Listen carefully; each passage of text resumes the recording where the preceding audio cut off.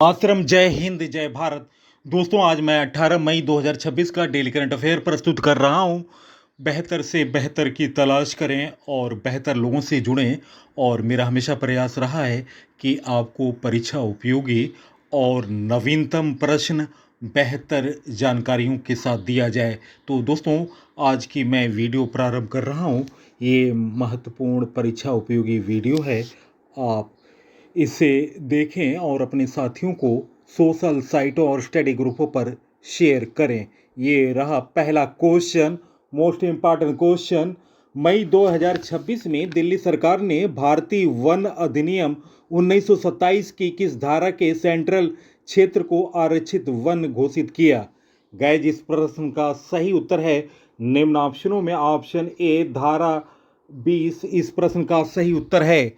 दिल्ली सरकार ने भारतीय वन अधिनियम 1927 की धारा 20 के तहत दिल्ली के सेंट्रल रीज के लगभग 673.32 हेक्टेयर क्षेत्र को आधिकारिक तौर पर आरक्षित वन घोषित कर दिया। प्रतिबंध आरक्षित वन का दर्जा मिलने के बाद इस क्षेत्र में अतिक्रमण, पेड़ों की कटाई, अवैध गतिविधियां, शिकार और चराई जैसे गैर वन गतिविधियां पूरी तरह से प्रतिबंधित होंगी। Next question. मई 2026 में संयुक्त राष्ट्र वन मंच UNFF का 21वां सत्र किस शहर में आयोजित हुआ? गाइस, इस प्रश्न का सही उत्तर है निम्न ऑप्शनों में ऑप्शन ए, न्यूयॉर्क, अमेरिका इस प्रश्न का सही उत्तर है। दोस्तों, ये इसका आयोजन 21वां सत्र का आयोजन 1 से 15 मई न्यूयॉर्क, अमेरिका में हुआ।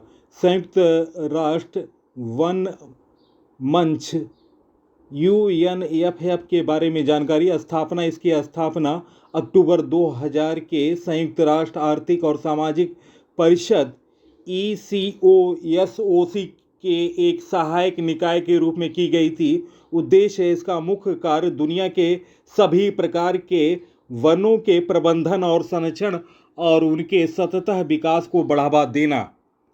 Next question, most important question. आने वाले परीक्षाओं में निश्चित तौर से ये परीक्षा में आपको कई सालों तक ये परीक्षा में ये प्रश्न देखने को मिलेंगे। किस देश ने पीएम मोदी को royal order of polar star से सम्मानित किया? गाइस, इस प्रश्न का सही उत्तर है निम्न ऑप्शनों में ऑप्शन बी, स्वीडन इस प्रश्न का सही उत्तर है। दोस्तों, स्वीडन की राजधानी स्टॉकहोम है, मुद्रा स्वीडिश क्रोना है और दोस्तों प्रधानमंत्री हैं उल्फ क्रिस्टेसन। दोस्तों, पीएम मोदी को royal order of polar star commander grand cross सम्मान से सम्मानित किया गया है। यह किसी भी देश के प्रधानमंत्री या सरकार प्रमुख को दिया जाने वाला स्वीडन का सर्वोच्च सम्मान है। दोस्तों, पीएम मोदी के लिए यह 31वां अंतर्राष्ट्रीय सम्मान है। दोस्तों, अभी वे 2 दिन के दौरे पर स्वीडन पहुंचे थे और मोदी का विमान गोथनबर्ग में लैंड कर रहा था तो स्वीडिश एयरफोर्स के जेट विमानों ने उन्हें सुरक्षा का घेरा दिया। और दोस्तों, एयरपोर्ट पर स्वीडन के पीएम क्रिस्टेसन ने प्रोटोकॉल से हटकर खुद आकर स्वागत किया, जो कि एक खास सम्मान माना जा रहा है। मोदी ने स्वीडन के प्रधानमंत्री उल्फ क्रिस्टेसन के साथ कई अहम मुद्दों पर चर्चा की। मुख्य फोकस व्यापार, टेक्नोलॉजी, डिफेंस और अन्य प्रमुख क्षेत्रों पर रहा। नेक्स्ट क्वेश्चन, विश्व उक्त रक्तचाप दिवस कब मनाया गया? गाइस, इस प्रश्न का सही उत्तर है निम्न ऑप्शनों में ऑप्शन ए, 17 मई इस प्रश्न का सही उत्तर है। इस दिवस को मनाने का मुख्य उद्देश्य लोगों को साइलेंट किलर, दोस्तों उक्त रक्तचाप जिसे हाई ब्लड प्रेशर कहते हैं के प्रति जागरूक करना 2026 की थीम है। उक्त रक्तचाप को मिलकर नियंत्रित करें, अपने रक्तचाप की नियमित करें और मूक हत्यारों को हराएं। नेक्स्ट क्वेश्चन, हाल में राजस्थान के पहले सेमीकंडक्टर मैन्युफैक्चरिंग क्लस्टर का उद्घाटन कहाँ किया गया? गाइस, इस प्रश्न का सही उत्तर ऑप्शन बी भिवाड़ी। इस प्रश्न का सही उत्तर है option B.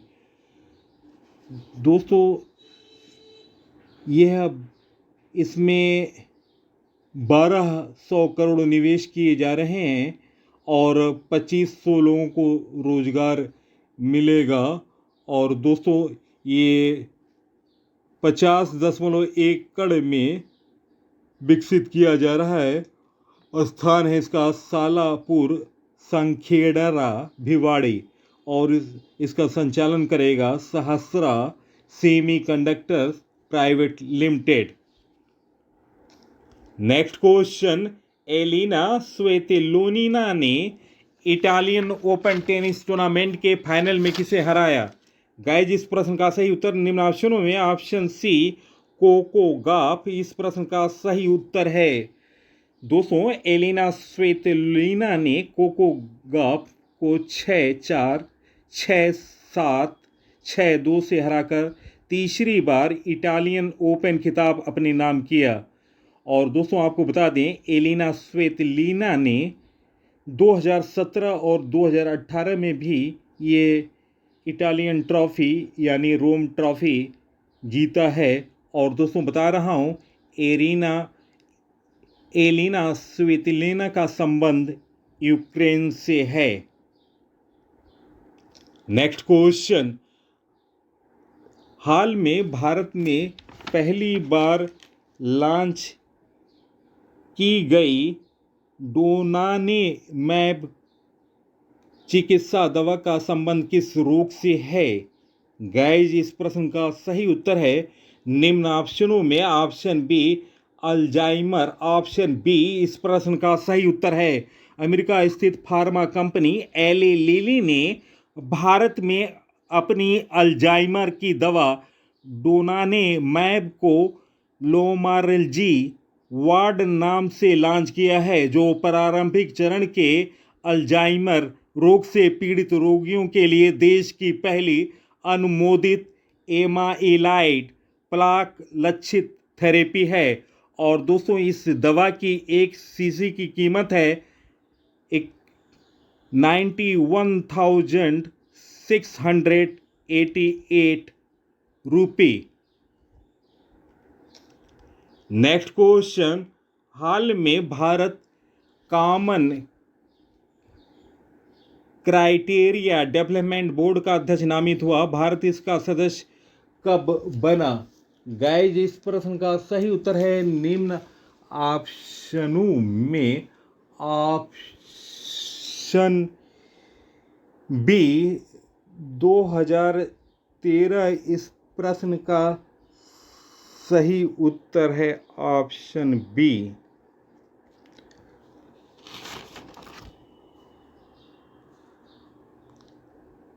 Next question,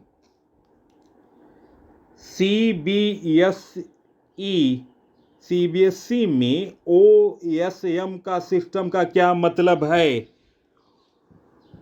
guys, इस प्रश्न का सही उत्तर है निम्न ऑप्शनों में option C on screen marking. Option C इस प्रश्न का सही उत्तर है। दोस्तों, यह बोर्ड की परीक्षाओं की कॉपियों को जांचने की एक डिजिटल मूल्यांकन प्रणाली है। नेक्स्ट क्वेश्चन, हाल ही में केंद्र सरकार की अनुपालन कमी और विनियमन पहल के तहत सभी 51 प्राथमिक सुधार क्षेत्रों को पूरा करने वाला पहला राज्य कौन बना? गाइस, इस प्रश्न का सही उत्तर निम्न ऑप्शनों में ऑप्शन बी त्रिपुरा इस प्रश्न का सही उत्तर है। नेक्स्ट क्वेश्चन, हाल में भारत और उज्बेकिस्तान के बीच 17वां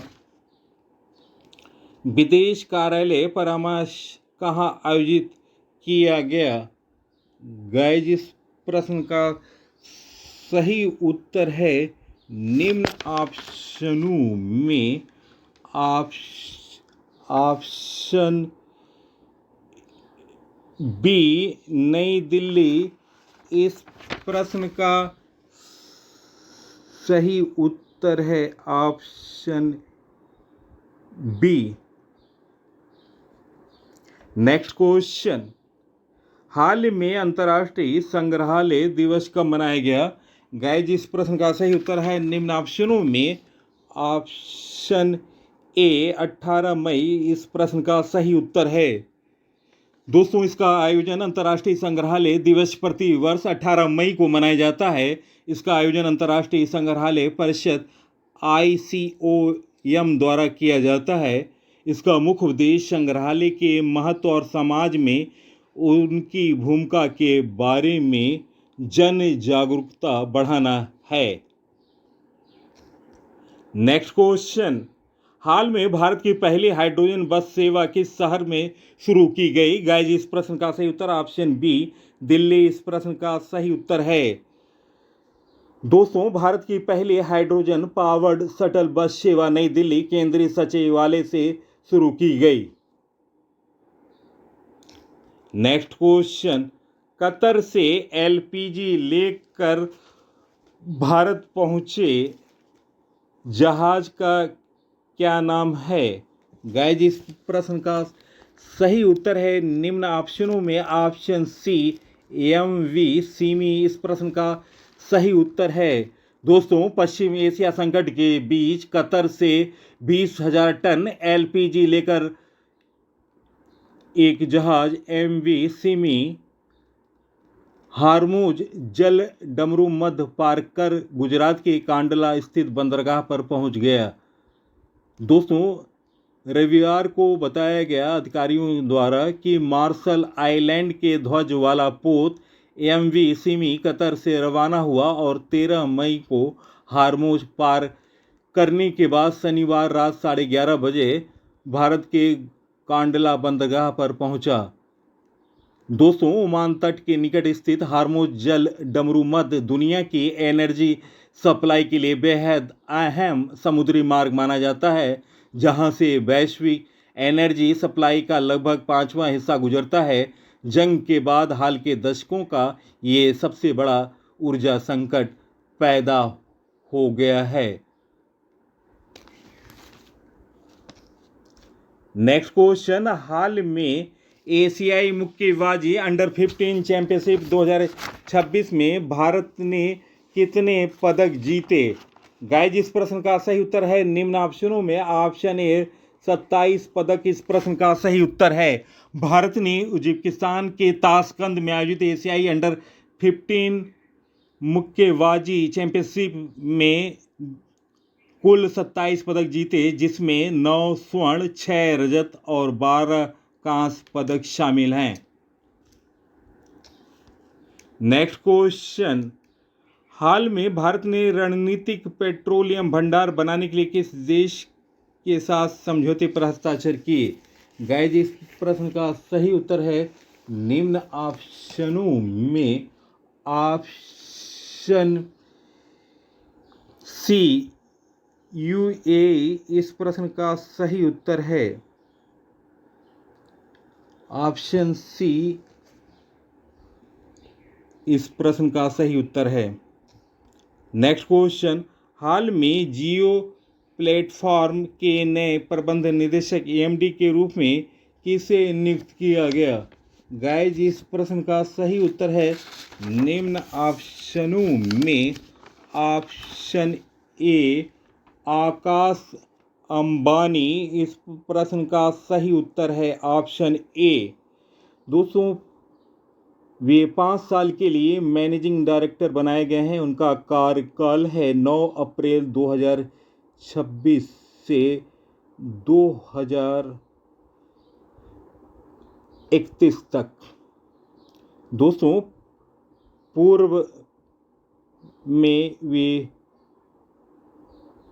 पूर्व भूमिका उनकी वे पहले से ही रिलायंस जियो इन्फोकॉम के चेयरमैन अध्यक्ष के रूप में कार्यरत हैं और जून 2022 से जियो प्लेटफॉर्म के बोर्ड में भी शामिल हैं। नेक्स्ट क्वेश्चन, हाल में भारतीय जूनियर पुरुष हॉकी टीम का नया कोच किसे नियुक्त किया गया? गाइज, इस प्रश्न का सही उत्तर निम्न ऑप्शनों में ऑप्शन बी फ्रेडरिक सोएज इस प्रश्न का सही उत्तर है।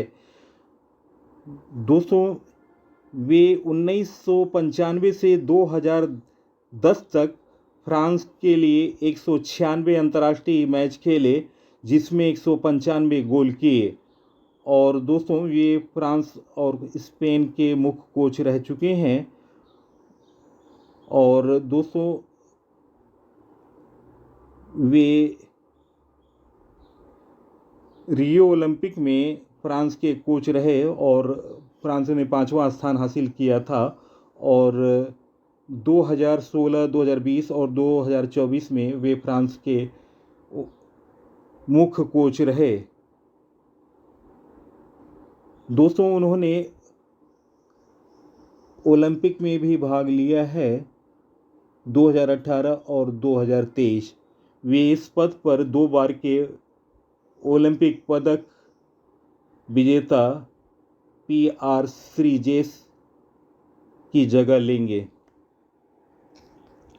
नेक्स्ट क्वेश्चन, मई 2026 में जानलेवा इबोला इनमें से किससे फैली? गाइज, इस प्रश्न का सही उत्तर निम्न ऑप्शनों में ऑप्शन बी बंडी बुगियो वायरस। ऑप्शन बी इस प्रश्न का सही उत्तर है। विश्व स्वास्थ्य संगठन WHO के महानिदेशक टेड्रोस अधनोम घेब्रेयेसस ने कांगो और युगांडा में इबोला के प्रकोप को इंटरनेशनल स्तर पर चिंता का विषय मानते हुए रविवार को पब्लिक हेल्थ इमरजेंसी की स्थिति घोषित कर दी। यह फैसला इबोला के कारण 88 लोगों की मौत होने और 300 से अधिक संदिग्ध मामले दर्ज होने के बाद लिया गया। विश्व स्वास्थ्य संगठन ने एक्स पर पोस्ट में कहा कि प्रकोप बंडी बुगियो वायरस से फैला, लेकिन कोविड जैसी महामारी की कैटेगरी में नहीं आता है। हालांकि संगठन ने देशों को अंतर्राष्ट्रीय सीमाएं बंद नहीं करने की सलाह दी। इबोला बहुत ज़्यादा संक्रामक है और संक्रमित व्यक्ति के थूक, उल्टी, खून या वीर्य के माध्यम से फैल सकता है। यह बीमारी दुर्लभ है, लेकिन यह गंभीर और अक्सर जानलेवा होती है।